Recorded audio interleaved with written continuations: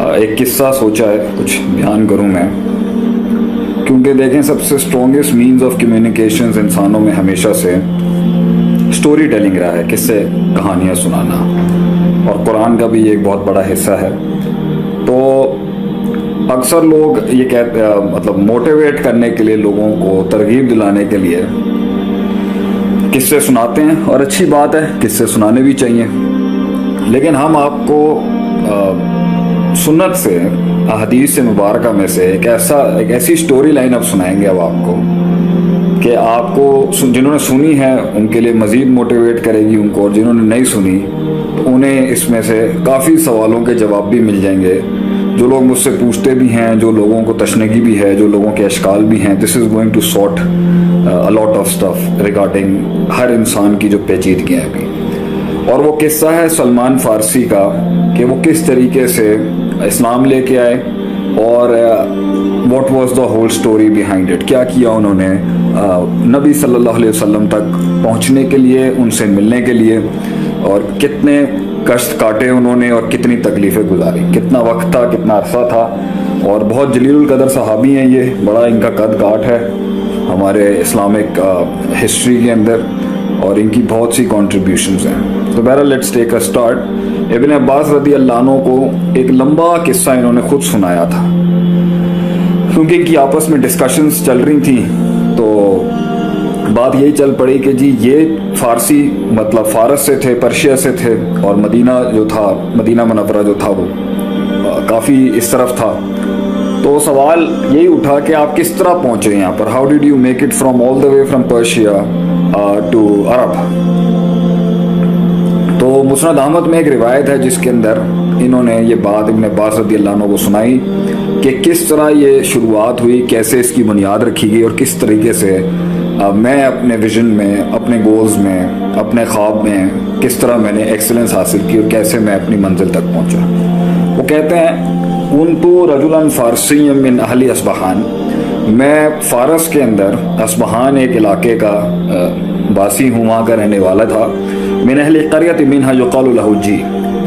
एक ऐसे इलाके, उस बस्ती का नाम जहाँ मैं रहता था उसका नाम था जी, यानी फ़ारस के अंदर एक सूबा होगा अस्बहान, उसके अंदर एक इलाका था जी। और वो कहते हैं वकाना अभी दहकान क़रियतिही, तो मेरे जो वालिद साहब थे वो उस इलाके के रईस थे, और जो है चौधरी थे, मतलब बड़े आदमी थे वहाँ पे, हल्के के लिहाज से, ताकत के लिहाज से। और ये भी लिखा हुआ है रिवायत के अंदर कि इनको, इनके वालिद साहब ने जो है, ये लोग मजूसी मज़हब से ताल्लुक़ रखते थे, दीन से, आतिश परस्ती थी। और जो इनके कॉन्सेप्ट में जो मेगिनिज़म है या ज़ोरेस्ट्रियनिज़म है, इनके यहाँ जो आग जो है वो बड़ी सॉवरेन है इनके नज़दीक। तो जो आग का रखवाला होता है ना, वो एक लिहाज से इनके यहाँ गद्दी नशीन होता है, और मतलब रिलीजियस पावर भी इनके पास थी, पॉलिटिकल पावर भी इनके पास थी, और फाइनेंशियली भी ये बहुत साउंड थे। और वो ये कहते हैं वकाना अभी दहकाना करियत ही, मेरे वालिद साहब जो थे वो पूरे इलाके के बड़े असर रसूख वाले आदमी थे, और हमारे पास खेत खलियान भी बहुत था, और भी हमारे पास बड़े काम थे। So he was financially sound, he was politically sound, and he was जो है वो religiously sound। और सबसे बड़ी ताकत भी, मतलब दीन भी आपका इल्म के लिहाज से पक्का हो, दीनी असर रसूख भी हो, उलमा में भी आपकी थाप बैठी हुई हो, और आप सियासत, मतलब जो रियासत और सियासत से भी आपके ताल्लुकात अच्छे हों, और आप पॉलिटिकली भी अपने, आपका हल्का अच्छा हो, और आप पैसे के लिहाज से भी मजबूत हो। तो ये तो बहुत ताकतें हैं, जब किसी में जमा हो जाएं तो वो तो बड़ी अल्लाह की रहमत से, अल्लाह के करम से बहुत ताकतवर चीज़ बनता है। फिर उसके पास बहुत सी अपॉर्चुनिटीज़ और बहुत से ऐसे वसाइल होते हैं जिसके साथ वो ज़िंदगी गुजार सकता है। तो वो कहते हैं कि मेरे वालिद ने, क्योंकि मैं जानशीं था, मैं उनका बेटा था, मेरे साथ मेरे वालिद ने मामलात ऐसे रखे हुए थे कि जैसे हबसनी फी बैतिही कमा तुहबसुल जारिया, जैसे गुलाम लौंडी को, जैसे एक गुलाम को रखा हुआ होता है जिस तरह, उस तरीके से वो मुझे घर के अंदर बांध के रखते थे। तो मुझे बहुत ज़्यादा ओवर प्रोटेक्टिव फादर थे मेरे। तो जिस तरह घर के अंदर दूसरी चीज़ों को बांध के रखा होता था, तो ये मुझे भी वहाँ पर कैद ही करके रखते थे, एक लिहाज से कि मैं नज़रों से दूर ना हूँ। और आग की रखवाली का काम जो था ना, वो इनको हवाले कर दिया था। एक दिन इनके जो है ना बहुत से खेत खलियान थे, बाग थे, बुस्तान थे, तो वालिद साहब ने इनको कहा कि आज क्योंकि हम यहाँ एक जगह पर इन्वॉल्व हुए हैं तो आप जाके ज़रा उन बागों को या खेतों को आप देख के आ जाए, मगर शाम ढलने से पहले आ जाइएगा। और ये अपने वालिद के बहुत चहीते भी थे, मोहब्बत भी बहुत थी और इनसे प्यार भी बहुत था, और आगे सारा कुछ इन्हीं को देना था। तो वो कहते हैं जब मैं घर से निकला तो फलम्मा मररतु बिहिम, मैं घर से निकला, रास्ते के अंदर मुझे एक आवाज़ आई कहीं से। एक कनीसा था, एक चर्च था, उस चर्च में से मुझे आवाज़ आई और समय तू असवाता हूँ, मैंने उसके अंदर ना लोगों की आवाज़ें सुनी कुछ। तो मैं रुक गया वहाँ पर। मैंने अपनी नॉर्मल रूटीन के अंदर जाने का काम जो था उसे रोक लिया और हॉल्ट हो गया, वहाँ पे खड़ा होकर सुनता रहा। और कहते हैं कि दखल तो अलैहिम अनजुरु मा यसनाउन, मैं देखूं तो सही ये आवाज़ कहाँ से आ रही है और ये लोग कर क्या रहे हैं। तो वो कहते हैं फलम्मा रही तुम आज बनी सलात, जब मैं अंदर गया तो वो एक तरीके से अपनी सलात पढ़ रहे थे या नमाज पढ़ रहे थे या जो भी थी उनकी, वो उस टाइम के वहाँ के ईसाई थे। और ये भी एक अलग स्टोरी है कि फारस के अंदर ये कौन सी ईसाई थे जो वहाँ पर मौजूद थे, और ये वहाँ से कैसे रोम की तरफ से ये ईसाई या उस साइड से यूरोप की साइड से ये कैसे आती है, एक अलग स्टोरी है। बहरहाल ये दीन हक पर थे उस टाइम के ऊपर, और ये लोग जो थे ये बिल्कुल ऐन उस दीन फितरत के ऊपर थे जो ईसा अलैहिस्सलाम पर उतारी गई थी। बाकी क्रिश्चियनिटी उस टाइम पर काफ़ी पोल्यूट हो चुकी भी थी और काफ़ी ज़्यादा ख़राब हो चुकी भी थी। ये कुछ ईसाइयत के उस टाइम पे स्ट्रैंड्स थे जो मोनोथिज्म और ऐन तौहीद के ऊपर थे, और ये बिल्कुल सही जो ईसा अलैहिस्सलाम की तालीमात थी उसमें से कुछ लोग दुनिया में रह चुके थे। बाकी पूरा दीन ईसाइयत बिदात और शिर्क के साथ भर चुका था, उससे कंटेमिनेट हो चुका हुआ था, उससे पोल्यूट होकर गंदा हो चुका हुआ था। तो जब इन्होंने जाके वो सुना और जो वहाँ पे अल्लाह की बात चल रही थी या जो भी वहाँ पर ताल्लुक़ बिल्लाह एक बड़ी ज़ात के साथ जुड़ने की बात चल रही थी, वो कहते हैं कि मुझे इस चीज़ ने इतना ज़्यादा मेरे दिल पे असर किया, it was so influential on me, इस पर इतना इम्पैक्ट था मेरे ऊपर कि मैं शाम तक वहीं पे रहा और मैंने अपने वालिद मोहतरम के या मैंने अपने बाप के वो जो खेत थे उसे इग्नोर कर दिया। आगे जाने से पहले कहानी में मैं यहाँ पर ज़रूर एक टेंजेंट लूँगा ये बताने के लिए कि देखें हमारी ज़िंदगियाँ भी चल रही हैं और हमारी ज़िंदगियाँ भी चल रही थी उसी रूटीन के अंदर, उन्हीं मामलात के अंदर, उन्हीं सवालात के अंदर और उन्हीं जवाबात के अंदर और उन्हीं रोज़मर्रा की रूटीन के अंदर। और कितनी कितनी जगहों से कितनी आवाज़ें हमारे भी कानों पे पड़ती थी, चाहे वो हय्या अला सलाह की आवाज़ 5 बार थी या वो वैसे भी ज़िंदगी में किसी इंकलाब की आवाज़ थी जो हमें एक नई तब्दीली, एक अपने से बड़ी ज़ात की तरफ और एक अपने से बड़े एक मकसद की तरफ, एक अपनी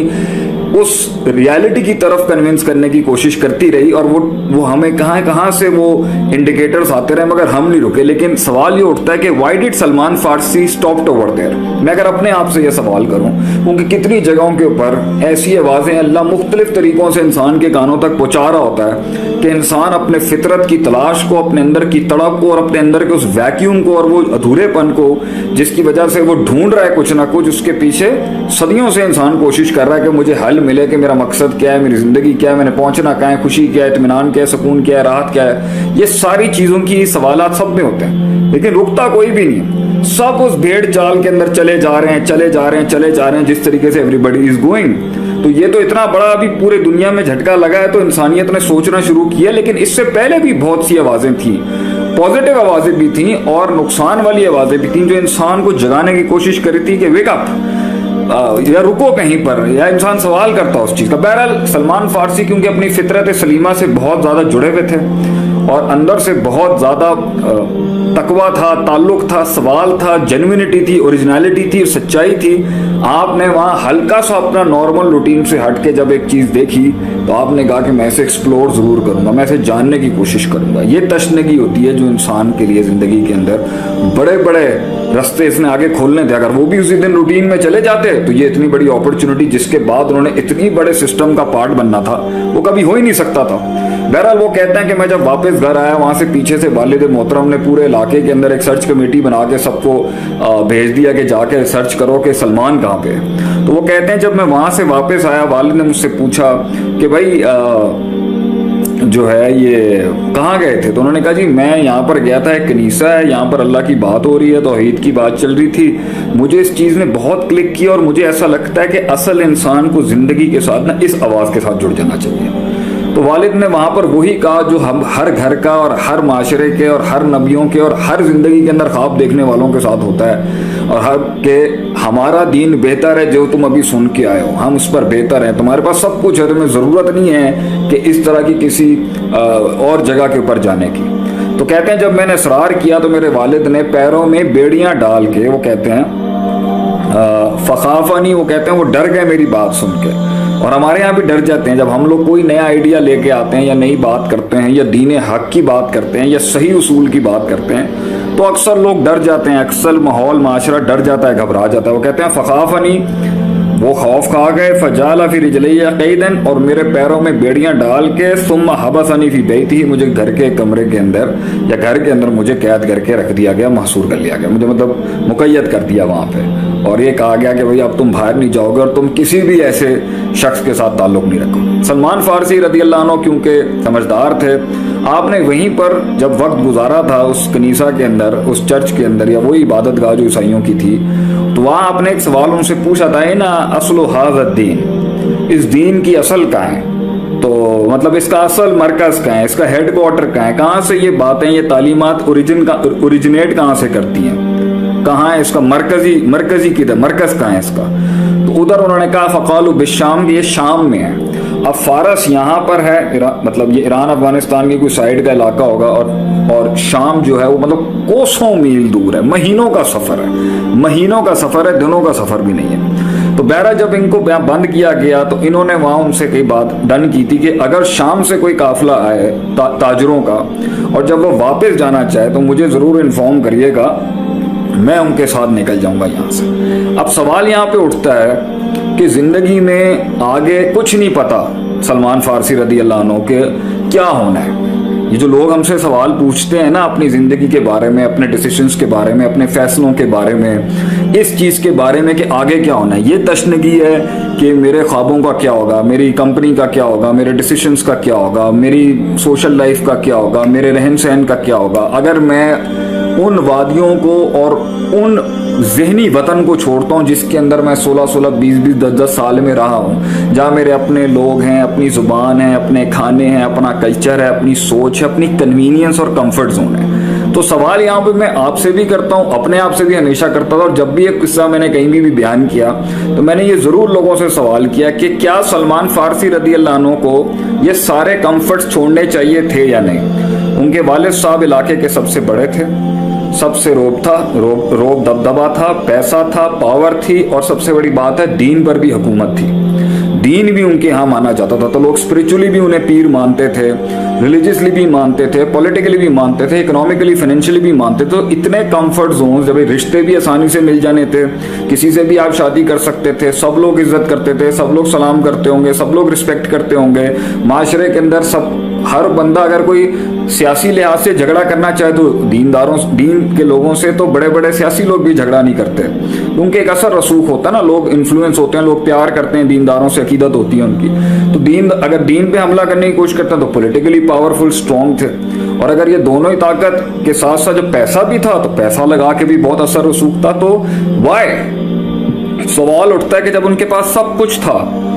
तो वाई डिड ही स्टॉप। इतनी बड़ी जरूरत क्या थी जंप लेने की, इतना बड़ा लीप ऑफ फेथ, इतना बड़ी चीज करने की जरूरत क्या थी, क्या जरूरत थी ये सब चीजें छोड़ने की। चल रहा था चलने देते, जैसे आज हमारी जिंदगी में चल रहा है, सब चल रहा है, सब रूटीन वर्क है। हमने 12 साल का ये करना है, O levels A levels enter करना है, फिर 4 साल का बैचलर्स करना है नहीं करना, उसके बाद हमने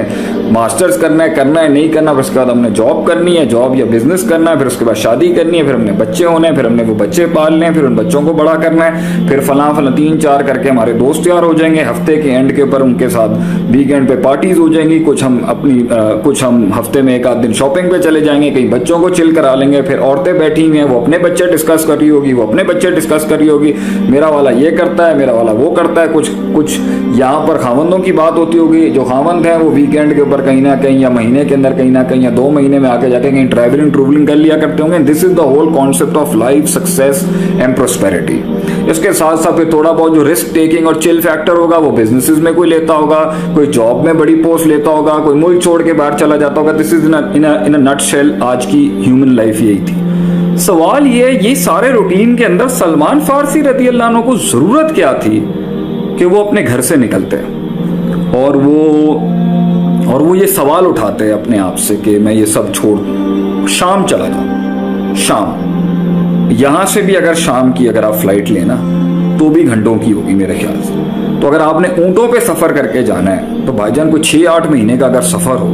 ना कोई आपको जानता है, ना कोई आपको सलाम करने वाला है, ना कोई इज्जत देने वाला होगा, ना कोई खाना देने वाला होगा। सबसे बड़ी बात यह, अभी मैं पिछले दिनों टर्की गया हुआ था,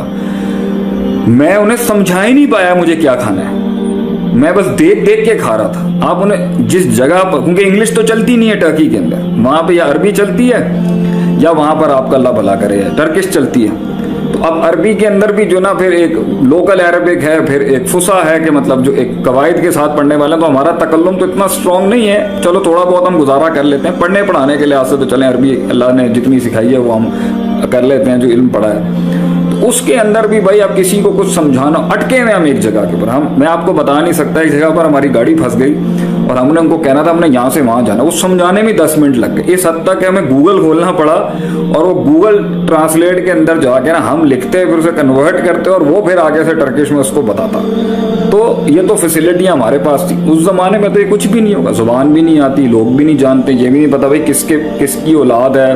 पीछे को लोग भी हैं या नहीं। ये सारे गम दुख के अंदर फिर सफर वैसे ही एक अजाब है। सफर से वैसे भी आप सल्लम बगैर किसी वजह के सफर नहीं किया करते थे अलैहिस्सलातु वस्सलाम। इसके अंदर तकलीफें हैं, हाजत करनी हो, डाकू डकैत होते हैं, रास्ते में इतनी तकलीफें हैं, फिर भूख प्यास, फिर सूरज, फिर ये धूप, क्यों?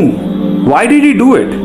सवाल ये उठता है कि सलमान फारसी रदी अल्लाह अन्हु ने ये फैसला क्यों लिया। अब सबसे बड़ा एक और सवाल, जब आगे मंजिल का भी नहीं पता, अभी तो ये बिल्कुल इब्तिदाई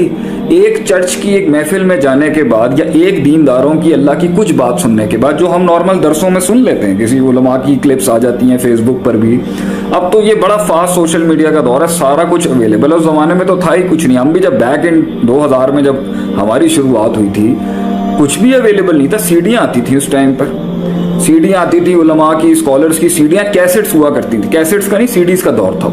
वो भी बड़ी मुश्किल से कोई भाई रिकॉर्डिंग करता हो, किसी उलमा किसी आलिम दीन का जुम्मा सुनता हो तो ठीक है, लेकिन ये बाहर के उलमा हो, अब तो इंग्लिश के स्कॉलर्स आ गए हैं, मदीना के आ गए हैं, इंग्लैंड के आ गए हैं, तो किसी को भी आप सुन सकते हैं दुनिया में।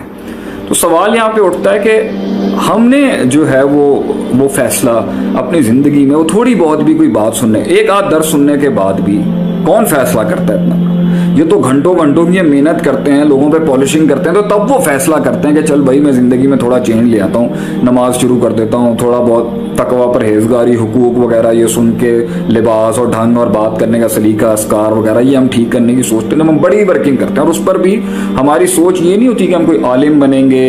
या हम कोई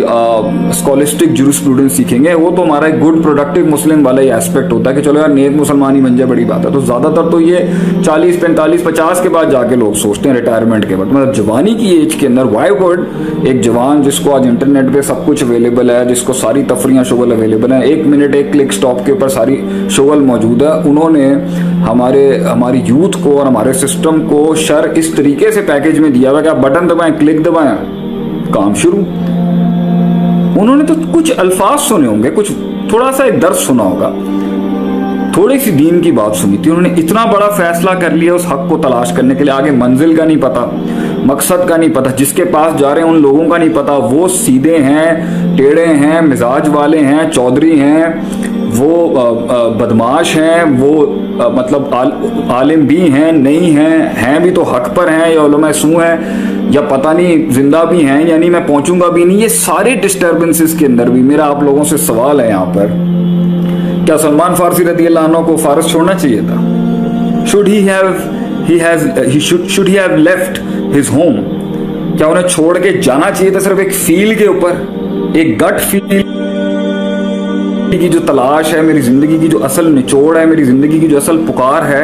ये इनकी 2-4 बातें सुनने के बाद मैं निकल जाऊं इस रास्ते के ऊपर? तो मेरा एक जुमला था ना, मैंने अपनी एक तकरीर में कहा था, निकल जा अपने रास्ते के ऊपर, जा करा बर्बाद अपनी जिंदगी को, आबादियां भी अल्लाह तेरे हाथ से लिखवाएगा। ये मेरी एक तकरीर के जुमले थे, ये एवं नहीं निकले थे। तो मैं, क्योंकि अपनी तो मैं कहानी सुनाऊंगा नहीं, ये तो बड़े लोगों की कहानियां चल रही हैं, और वो लोग मुझे कहते भी हैं आप बताएं कि आपका क्या था जिंदगी में, how did it all happen, what was the drive, no, रखेंगे हम इसको आगे के लिए। लेकिन हम भी कुछ ऐसी सफर, किसी से हम तो पैरों की खाक नहीं है, तो बहुत बड़े लोगों का जिक्र हो रहा है, लेकिन जब निकले थे कुछ नहीं पता था। ऐसे ही जिंदगी में फैसले करता है इंसान, ऐसे ही निकलता है बाहर, उसे कुछ नहीं पता होता, ऐसे ही रिश्ते बनाता है, ऐसे ही इनिशिएटिव लेता है, उसे कुछ नहीं पता होता। इसलिए अल्लाह कहता है फैजा आजम था फतवक्कल अल्लाह, फैसला कर ले, दिल तेरा मुतमईन हो जाए, अगर इस्तिखारा कर या जो भी, छोड़ दे फिर अल्लाह के ऊपर, ऊंट बांध तकबीर तदबीरें कर अपनी, फिर अल्लाह पर छोड़ उसको, क्योंकि आप एंड तक जान ही नहीं सकते। तो अगर पूरी, और ये जिंदगी की भी स्टोरी के बारे में अगर एंड तक सब कुछ ही पता चल जाएगा तो क्या फिर इस जिंदगी को हम कैसे, अगर हमें पता चल जाए आगे कहां कहां से ठोकरें लगनी, हम तो डिप्रेशन से मर जाएंगे। और अगर हमें ना पता चले और हम इस डर से पीछे रह जाएंगे होना क्या है, तो अल ईमान बैन अल खौफ व रिजा, ईमान उम्मीद और खौफ के बीच में पलता है और पनपता है। It is between the hope and fear where the faith really strengthens. और डिसीजन मेकिंग का भी यही उसूल है, it is between hope and fear. फैसले, इनिशिएटिव्स, अज़म, कसद, नीयतें खौफ और उम्मीद के बीच में ही होती। टोटल खौफ हो जाए तो डिप्रेस हो जाएगा, टोटल उम्मीद हो जाए तो बहुत बेढंगा और बदतहजीब होकर फौरन ही निकल जाएगा और कोई लिहाज ही नहीं रखेगा।